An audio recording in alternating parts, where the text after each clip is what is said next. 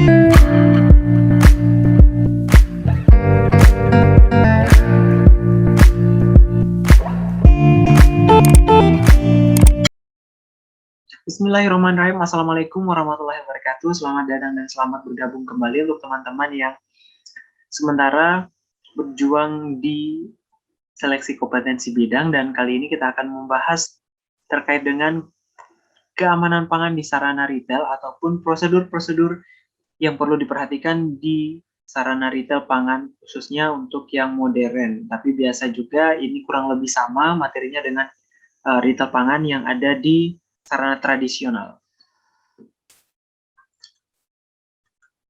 Nah, di sini ada beberapa alasan atau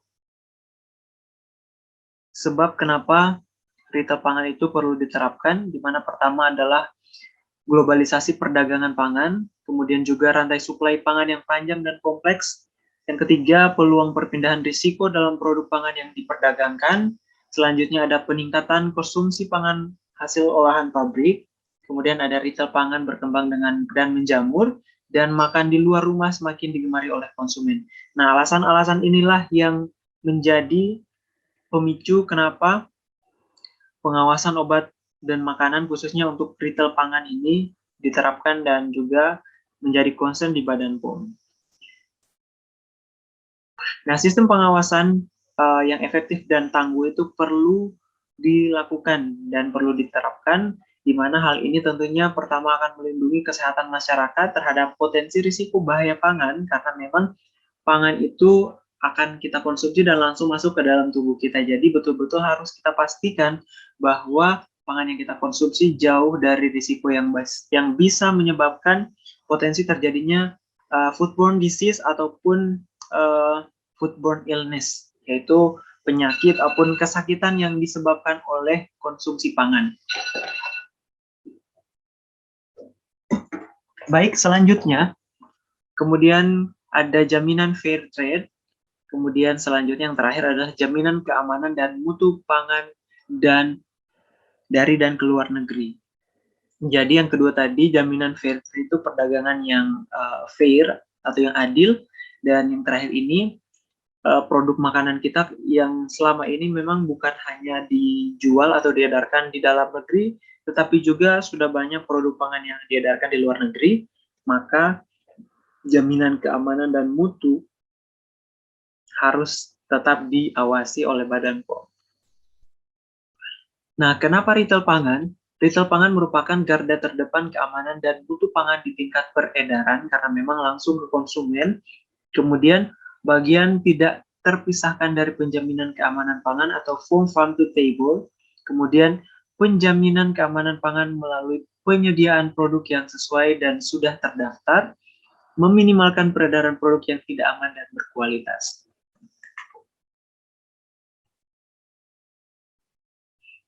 Nah, mengapa toko modern? Ini alasan-alasan kenapa pengawasan retail itu dititik beratkan pada toko modern, walaupun sebenarnya ada pasar tradisional dan warung juga. Nah, alasannya kenapa? Karena pertama, sebagian besar masyarakat telah menggunakan untuk tempat belanja, kemudian tempat rekreasi. Memang ada sebagian orang yang ketika shopping di retail-retail yang modern itu, mereka salah satu cara mereka untuk melakukan rekreasi juga. Kemudian one stop shopping juga itu alasannya, sehingga potensi besar untuk konsumen, tingkat kepercayaan dan harapan konsumen yang tinggi. Itu kenapa perlu ditingkatkan pengawasannya. Makanya BPOM selalu bekerja sama dengan pihak-pihak atau instansi terkait, misalnya Dinas Perdagangan, sehingga nanti pengawalan untuk perlindungan konsumen ini tetap berjalan dengan stabil dan tetap sesuai dengan harapan dari masing-masing instansi, khususnya di Badan POM itu sendiri. Nah, potensi gangguan keamanan pangan di sarana retail pertama yang kita biasa kenal itu adalah kontaminasi silang. Kemudian ada juga proses sanitasi dan pembersihan yang mungkin kurang sesuai atau bisa dikatakan bahwa tidak baik atau kotor seperti itu. Kemudian proses penerimaan yang mungkin salah ya, atau mungkin kurang tepat sehingga berpengaruh kepada pangannya itu atau menyebabkan pangan menjadi rusak selama penanganan penerimaan, ataupun yang terakhir yang paling sering juga kita jumpai adalah proses penyimpanan.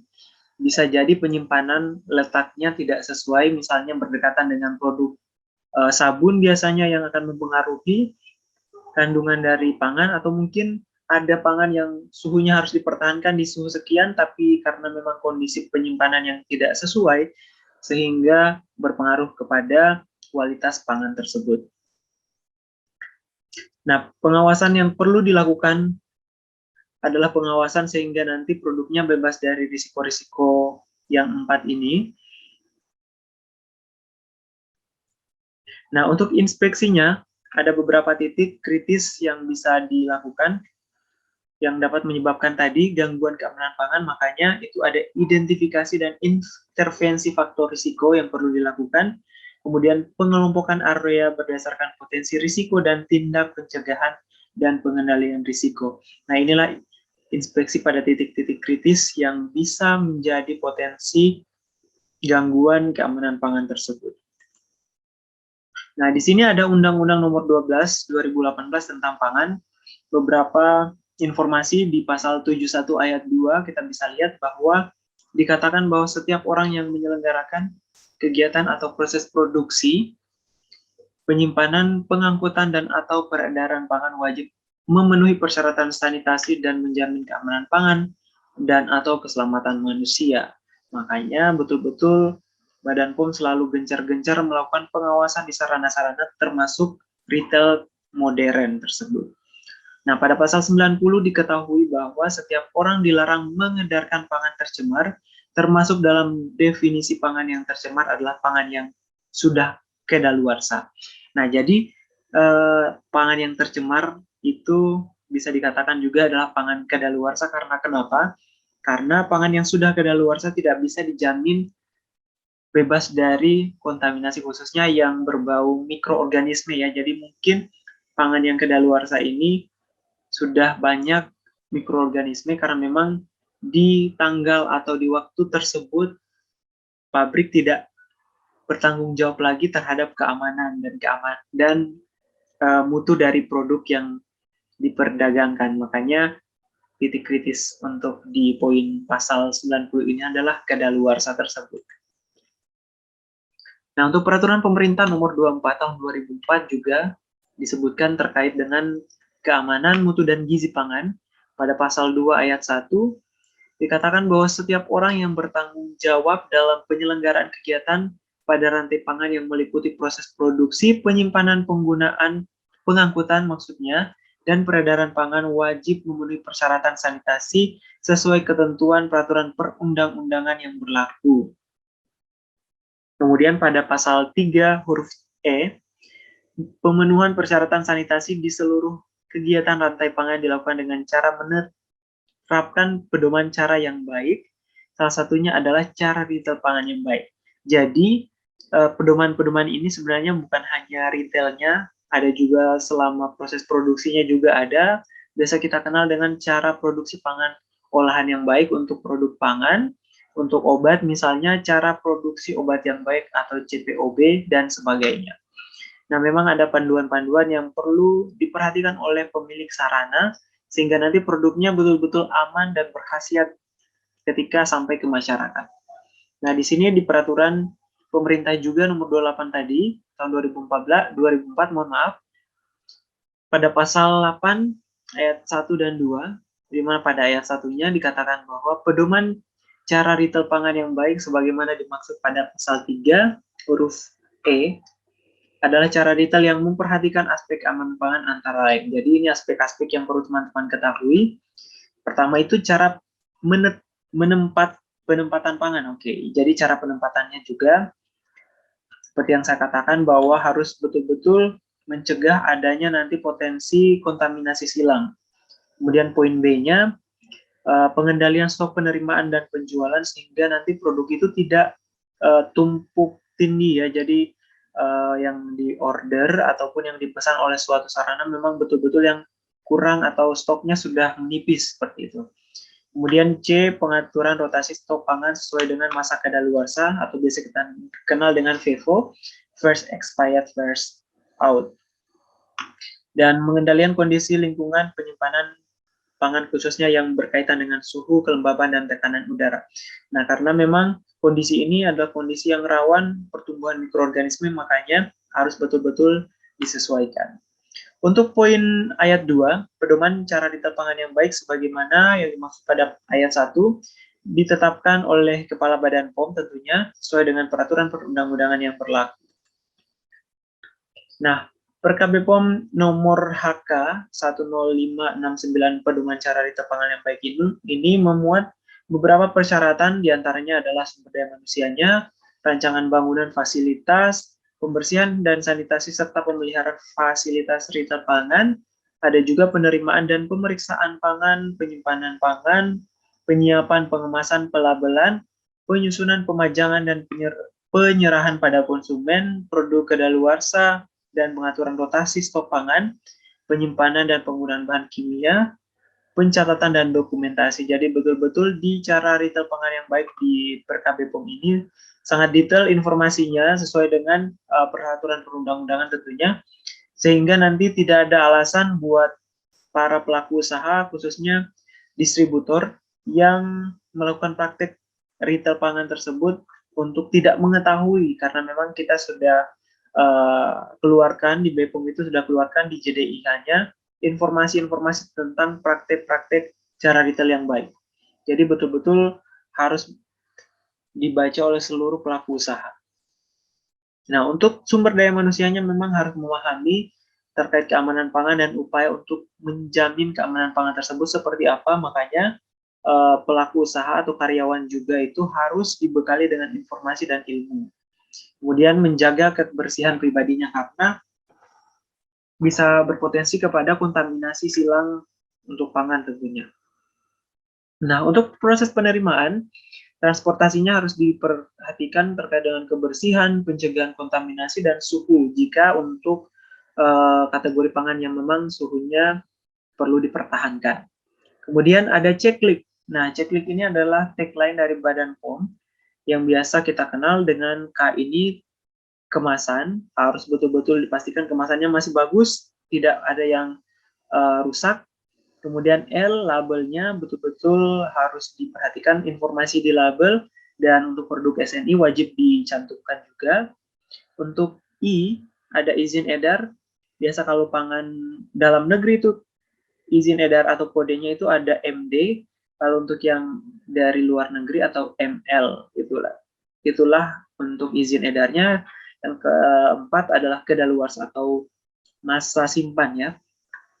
Nah, untuk dokumentasi merupakan support terhadap proses withdraw ini dan recall, itu adalah salah satu hal yang perlu diperhatikan juga, karena ketika nanti ada produk yang perlu ditarik, makanya dokumentasi ini adalah alat yang perlu digunakan untuk mengetahui terkait informasi produk, mulai dari di mana diproduksi, bahan bakunya diperoleh di mana, seperti itu.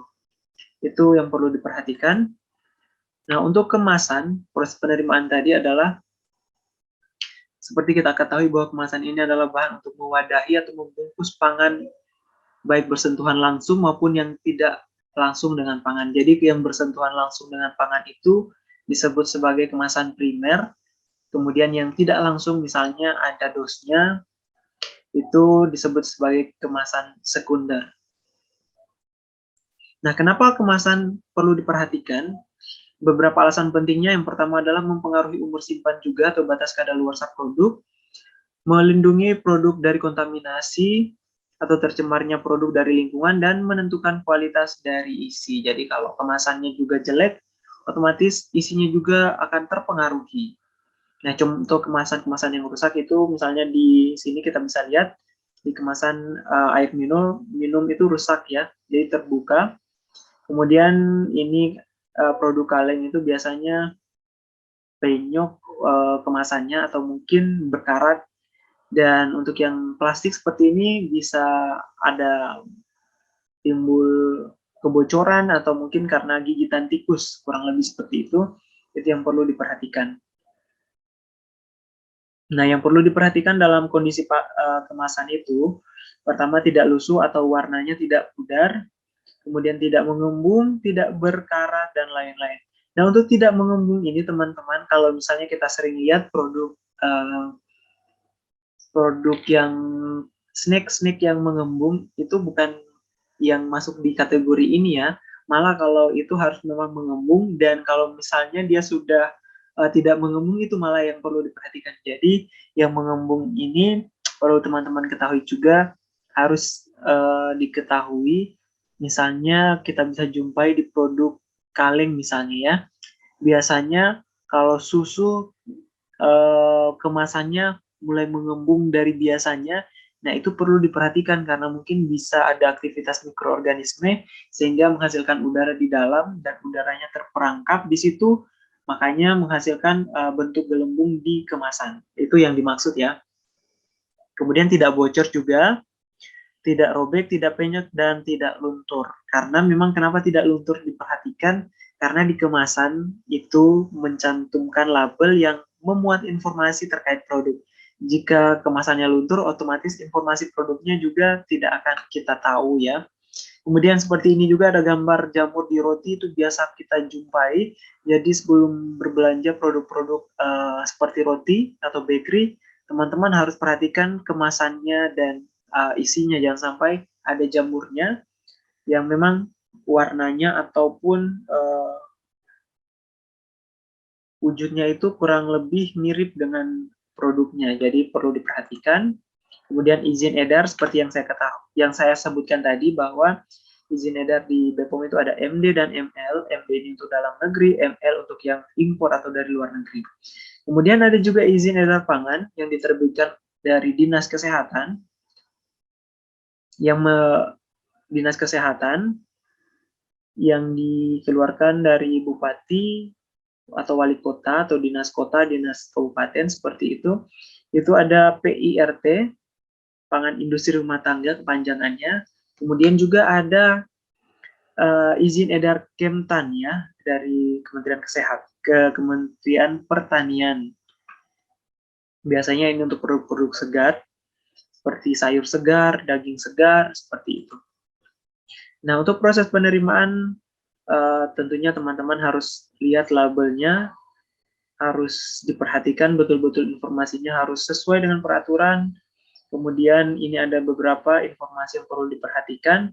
NIE-nya untuk pangan olahan ada, harus ada kadaluarsa, nama dan alamat produsen atau importir, komposisi, berat bersih, halal bagi yang dipersyaratkan, SNI bagi produk SNI, kemudian logo atau tulisan mengandung babi, jika memang produknya mengandung babi. Dan tentunya untuk penyimpanannya harus terpisah dia dari produk-produk lain, karena untuk menghindari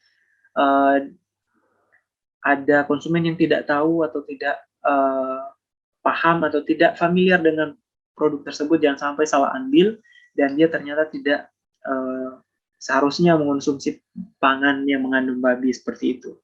Kemudian juga untuk SKM ya, susu kental manis, biasanya tuh ada produknya itu namanya ada ENA, kemudian juga ada Frisian Flag, itu salah satu produk yang harus mencantumkan keterangan susu kental manis, karena memang dia bukan susu ya, tapi dia sebenarnya creamer. Itulah informasi dari label yang perlu diperhatikan. Kemudian penyimpanan dan pemajangan juga untuk sarana prasarananya, kita lihat dulu bahwa sarananya harus mudah dibersihkan, kemudian permukaan kuat dan tidak beracun. Dan tentunya ada pengendalian hama yang dilakukan oleh sarana. Suhunya betul-betul harus diperhatikan sesuai dengan persyaratan. Alat suhunya juga, pengukur suhunya harus bekerja dengan baik, yang dibuktikan dengan kalibrasi tentunya ya, secara rutin tiap tahun. Ada monitoring juga. Dan untuk pangan segar, pangan siap saji dan pangan olahan harus dipisahkan. Kemudian bahan non-pangan dan bahan kimia seperti yang saya sebutkan di awal, bahwa produk-produk misalnya sabun tidak boleh berdekatan dengan pangan. Ada rotasi misalnya FIFO atau FEFO, sehingga nanti menghindari kerusakan untuk produk pangan yang duluan masuk ya. Nah, untuk pangan dingin atau beku harus betul-betul diperhatikan suhunya sesuai dengan informasi di kemasan. Untuk produk diterima, disimpan, dan di display sesuai pada suhu yang dipersyaratkan. produk beku dan dingin dan segar menjadi prioritas utama untuk ditangani saat penerimaan. Jadi, jika ada beberapa produk pangan yang diterima, tapi salah satunya adalah produk beku, maka produk bekulah yang ditangani terlebih dahulu. Kemudian ada alat pendingin bekerja dengan baik, termometer dikalibrasi, defrosting jika perlu dilakukan di luar jam kerja operasional retail. Kemudian jika terjadi kerusakan alat, pendingin atau pembeku, produk tidak boleh dijual karena memang sudah berpengaruh terhadap kandungannya. Nah, untuk produk mengandung babi bisa kita lihat di etalasenya biasa kita harus simpankan keterangan atau peringatan mengandung babi sehingga mudah dilihat oleh pembeli nantinya. Kemudian minuman beralkohol harus dipisahkan dan juga harus ada keterangan seperti ini. Minuman beralkohol khusus untuk orang dewasa usia 21 tahun ke atas. Jadi betul-betul harus dipisahkan dan harus ada peringatan. Walaupun mungkin sebagian orang sudah tahu ya, tapi memang itu persyaratan untuk menghindari karena jangan sampai ada memang orang yang sama sekali tidak tahu atau mungkin ada anak-anak, kurang lebih seperti itu. Di mana dipajang pada tempat khusus terpisah dari pangan lain. Pertama, kedua ada peringatan tadi. Ketiga, minuman beralkohol dilarang dipajang pada etalase promosi. Jadi untuk minuman alkohol ini biasa kalau di supermarket yang bisa kita lihat itu biasa di pojokan paling belakang biasanya. Karena kenapa? Karena itulah dilarang disimpan di bagian promosi, etalase promosi maksudnya. Penyerahan pada konter khusus yang terpisah dari konter lainnya, jadi tidak boleh diserahkan di konter yang umum ya. Pembeli sebaiknya berumur 21 tahun ke atas. Harus ada identitas dirinya juga. Itulah peraturan juga yang berkaitan dengan alkohol ini. Ada peraturan Menteri Perdagangan Republik Indonesia nomor 47 tahun 2018 tentang perubahan keempat atas peraturan Menteri Perdagangan nomor 20 MDAG per 4 2014 tentang pengendalian dan pengawasan terhadap pengadaan, peredaran dan penjualan minuman beralkohol. Nah, untuk sarana distribusi atau retail yang menjual alkohol itu harusnya memang ada izin untuk menjual produk alkohol itu. Jadi tidak serta-merta semua sarana bisa menjual, tapi ada beberapa yang bisa kecuali dia sudah punya izin. Dan izinnya itu dari Dinas Perdagangan.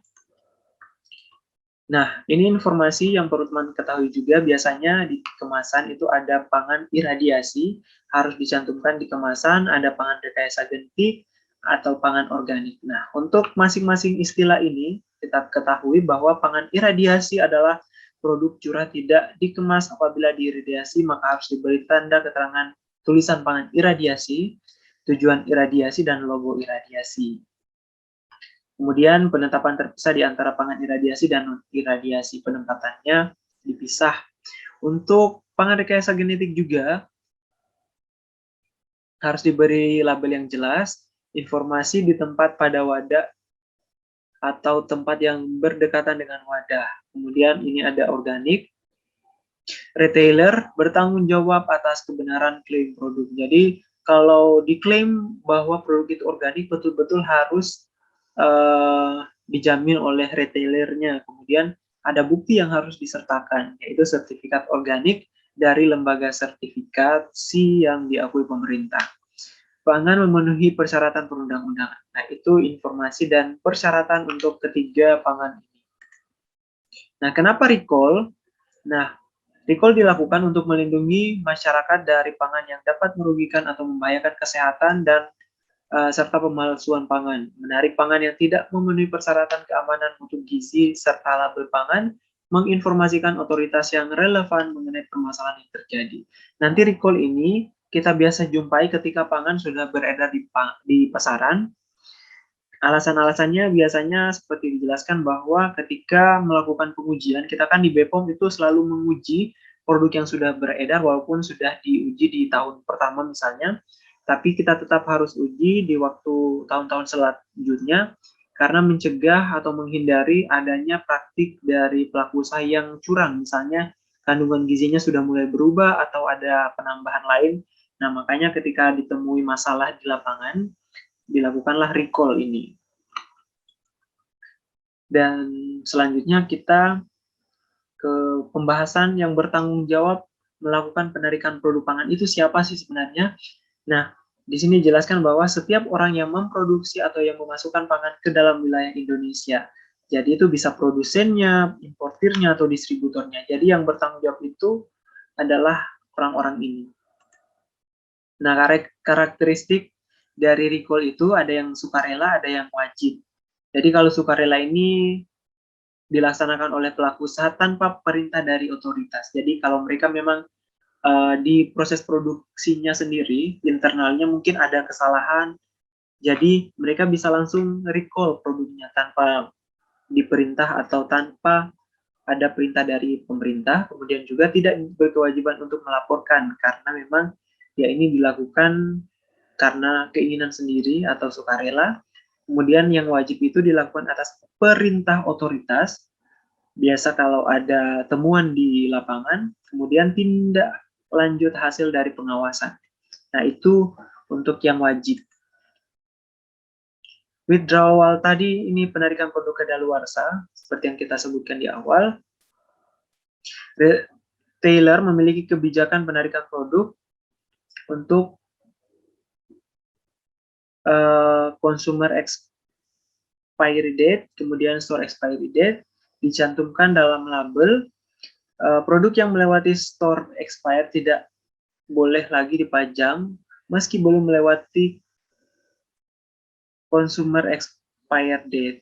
Produk tersebut sebaiknya ditarik dan dikeluarkan dari toko modern. Kemudian juga sistem FIFO first expired first out untuk menjamin produknya tidak kadaluarsa ya. Kemudian produk pangan yang telah kadaluarsa dipindahkan ke tempat khusus. Jadi untuk yang poin pertama ini biasanya ada sarana atau retail yang 3 bulan sebelum masa expired produknya mereka sudah tarik biasanya dan musnahkan.